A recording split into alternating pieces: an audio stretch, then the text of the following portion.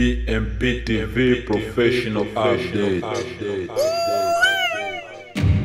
Waendeleaje ndugu mtazamaji wa BMP TV Online, says Mr. Orange tena kwenye mic, tunazidi kuwakilisha vyema kabisa uwanja wa BMP TV Online ili kukutaarifu habari ambazo zinazidi kuendelea katika ulimwengu huu wa sasa wa siasa pamoja na BMP TV Online. Na huu ni muhtasari wa habari. Rais wa Marekani Donald Trump atangaza mafanikio ya operation ya kijeshi dhidi ya maeneo ya nyuklia ya Iran. DRC, Rais Felix Tshisekedi akutana na viongozi wa dini kujadili amani na maendeleo ya jamii. CMC FDP ya lahani ukiukwaji wa haki za binadamu na mashambulizi ya kivita katika Bwito Uchuru. Ndugu mtazamaji wa BMP TV Online, kuwa nasi mwanzo hadi mwisho ili kufahamu kwa undani zaidi kwa yambo tunazidi kusogezea kila kukicha. Na hivyo kwa ukisubscribe, like pia na comment, utakuwa pamoja nasi kila kukicha. BMP TV Online yatupoi tunazidi kukuwakilishia vyema kabisa mambo yote mubashara. Habari kamili. Marekani, Washington. Katika taarifa nzito yenye uzito mkubwa wa kidiplomasia na kijeshi ilitolewa kwa vyombo vya habari vya kimataifa, Rais wa Marekani Mheshimiwa Donald Trump ametangaza mafanikio kamili ya operation ya kijeshi dhidi ya vituo vitatu vikuu vya nyuklia nchini Iran, huku ikisisitiza kuwa hatua hiyo imehitimishwa kwa mafanikio makubwa na bila hasara kwa upande wa Marekani. Kwa mujibu wa kauli ya Trump, mashambulizi hayo ya angani yaliwalenga kwa usahihi wa hali ya juu maeneo ya Fordo, Natanz na Isfahan, ambayo ni sehemu nyeti na ya mkakati katika mpango wa nyuklia wa Jamhuri ya Kiislamu ya Iran.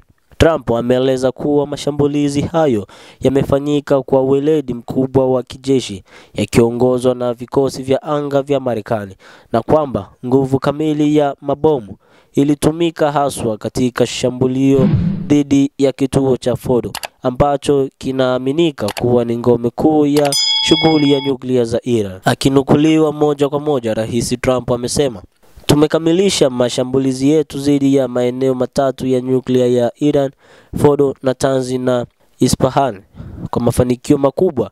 Ndege zetu zote sasa zimeondoka salama katika anga ya Iran. Mabomu ya kiwango cha juu yalilenga kwa ufanisi mkubwa kituo kikuu cha Fordo. Ndege zote za kivita sasa ziko salama zikirudi kituoni. Hongera kwa mashujaa wetu wa ajabu wa Marekani. Hakuna jeshi lingine duniani lingeweza kutekeleza operesheni ya kiwango hiki. Sasa umefika wakati wa amani. Asante kwa kufuatilia suala hili kwa makini." Kauli hii imeibua hisia tofauti kote duniani. Kwa baadhi ya viongozi wa Magharibi inachukuliwa kama onyo kati dhidi ya juhudi zozote za siri za Iran kuendeleza mradi wake wa nyuklia. Wakati huo inaibua wasiwasi mkubwa katika mashirika ya kimataifa ya amani na nchi za Mashariki ya Kati kuhusu uwezekano wa kuzorota kwa hali ya usalama katika ukanda huo nyeti. Trump, ambaye bado ana ushawishi mkubwa katika siasa za Marekani na ulingo wa kimataifa, ameonyesha wazi msimamo wake mkali dhidi ya kile anachokiita tishio la nyuklia kutoka Tehran. Lakini kwa mshangao wa wengi, amehitimisha taarifa yake kwa kutoa wito wa amani, akisema sasa umefika wakati wa amani. Hata hivyo, hadi sasa serikali ya Iran haijatoa tamko rasmi kuhusiana na mashambulizi hayo, na hakuna ripoti huru inayodhibitisha madhara yaliyotokana na operesheni hiyo. Wachambuzi wa masuala ya kimataifa wanatazama kwa makini hatua zinazofuata, huku baadhi wakihofu uwezekano wa kulipiza kisasi kutoka Iran au kuzorota zaidi kwa hali ya usalama katika Mashariki ya Kati. Kwa sasa ulimwengu unasubiri kauli kutoka Umoja wa Mataifa, shirika la kimataifa la nishati ya atomiki na washirika wengine wa kikanda kuanzia hali halisi na hatari za kijeshi, kiusalama na kidiplomasia zitakazojitokeza baada ya tukio hili. Tutaendelea kukuletea taarifa za kina kadri hali inavyozidi kuendelea huko Marekani pamoja na Israel pamoja na Iran. Basi tujielekeze moja kwa moja huko DRC. Kinshasa, Cité de l'Union Africaine. katika hatua inayodhihirisha dhamira ya pamoja ya kujenga taifa lenye mshikamano na ustawi. Rais wa Jamhuri ya Kidemokrasia ya Kongo, Mheshimiwa Felix Antoine Tshisekedi Tshilombo, amefanya kikao muhimu na uongozi wa juu wa madhehebu makuu mawili ya kidini nchini humo, Baraza la Maaskofu wa Kikatoliki pamoja na Umoja wa Kanisa la Kiprotestanti. Kikao hicho cha faragha kilifanyika katika Cité de l'Union Africaine jiji Kinshasa. Kilidumu kwa muda wa saa 2 na kimekuja kufuatia mashauriano ya kina ya takriban miezi mitatu yaliyofanywa na ujumbe wa pamoja na viongozi hao wa dini ndani ya nchi na hata katika mataifa ya nje.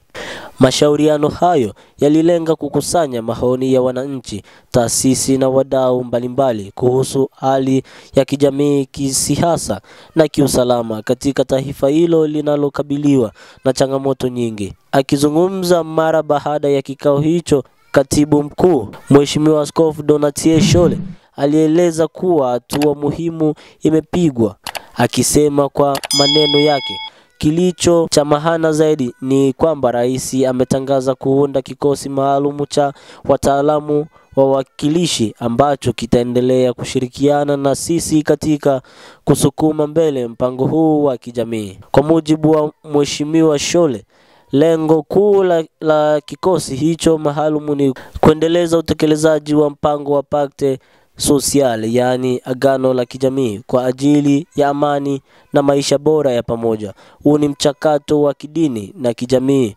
uliosainiwa na maaskofu pamoja na Umoja wa Kanisa wenye nia ya kujenga msingi thabiti wa mshikamano wa kitaifa, haki ya kijamii na maendeleo jumuishi, hususani kwa kuzingatia hali ya vurugu na migogoro inayoathiri sehemu mbalimbali za nchi ikiwemo mashariki mwa DRC.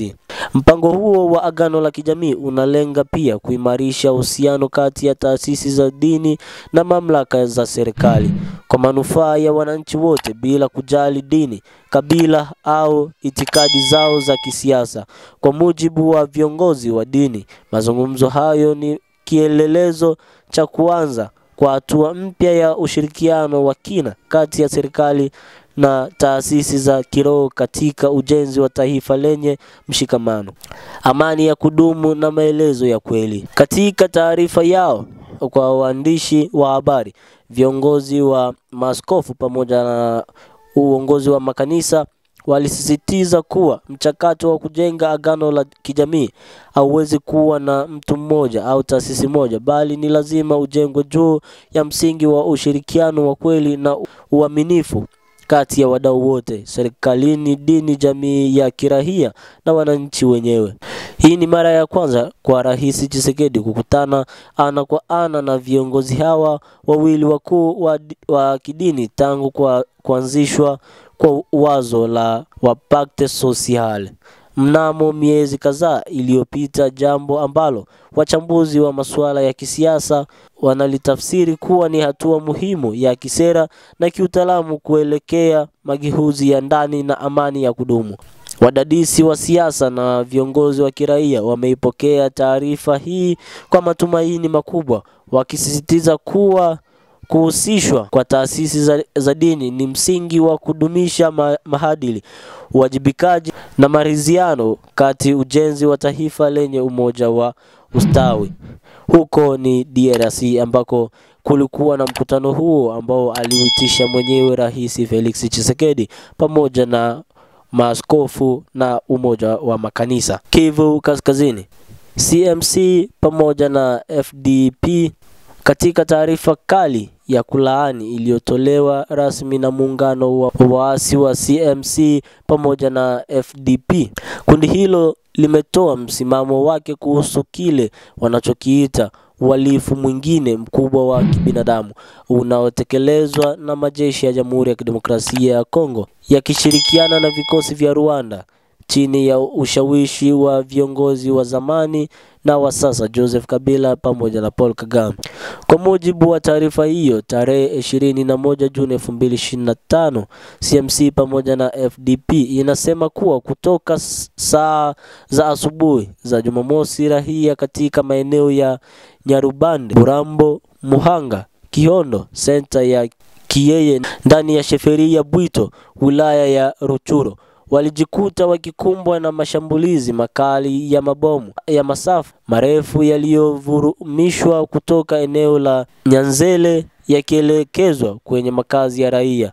Kwa mujibu wa taarifa hiyo, mashambulizi ya kikatili dhidi ya raia waliamka kwa mshangao na hofu, wakikabiliwa na mabomu mazito yaliyolenga kuwatikisa kisaikolojia na kuwalazimisha kuhama vijiji vyao.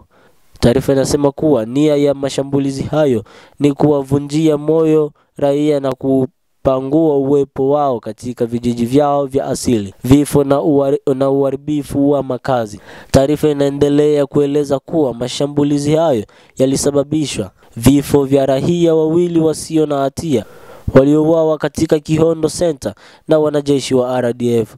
Uchomazi wa nyumba 15 za raia katika kijiji cha Nyarubande, kitembo kilichofanywa na wanajeshi wa Rwanda kama njia ya kulazimisha wakazi kuhama. Majibizano ya kijeshi na ushujaa wa CMC pamoja na FDP. Kwa mujibu wa msemaji wa CMC pamoja na FDP, wapiganaji wa kundi hilo waliingilia kati haraka ili kuwalinda raia na kulinda mipaka ya taifa kwa ushujaa usioyumba, na katika mapambano hayo walifanikiwa kuwaua wanajeshi 4 wa RDF na kujeruhi wengine 2, kushambulia na kujiondoa kwa makusudi Kasiru katika kile walichokiita haki ya ufuatiliaji dhidi ya adui. Wapiganaji wa CMC pamoja na FDP walifanikisha uvamizi wa mji wa Kasiru ambao walidhibiti kwa muda kabla ya kujiondoa kwa hiari kwa lengo la kulinda usalama wa kijamii wa makazi wa eneo hilo. Taarifa inasisitiza kuwa hatua hiyo haikuwa ya uchokozi bali ni sehemu ya ulinzi wa taifa dhidi ya uvamizi wa nje. Kauli ya mwisho: vita kwa wachokozi, amani kwa wenye nia njema. Katika hitimisho la taarifa hiyo, CMC pamoja na FDP imesisitiza kuwa haitasita kuitikia kwa lugha ya vita dhidi ya yeyote atakayefanya uchokozi bila kujali ni nani au anatokea wapi. Hata hivyo, wametoa wito wa amani kwa wale wote wanaotaka suluhisho la haki la maridhiano, wakisema kuwa amani inapatikana tu chini ya masharti ya kujilinda halali. Taifa au kifo, tutashinda. Hiyo ni kauli yao kubwa ambayo inawabeba kwa ustawi mkubwa sana. Taarifa hii imetoka BMP TV Online. Kuwa pamoja nasi kila kukicha ili kupata update kama na hizi. Bila kusahau, mimi ni Says Mr Orange. Subscribe, like, pia no comment, na hivyo utakometisha zaidi kwa sababu kila kukicha unapata update nono kabisa ambazo zinakujuza katika ulimwengu huu wa sasa wa siasa pamoja na BMP TV Online. Asante.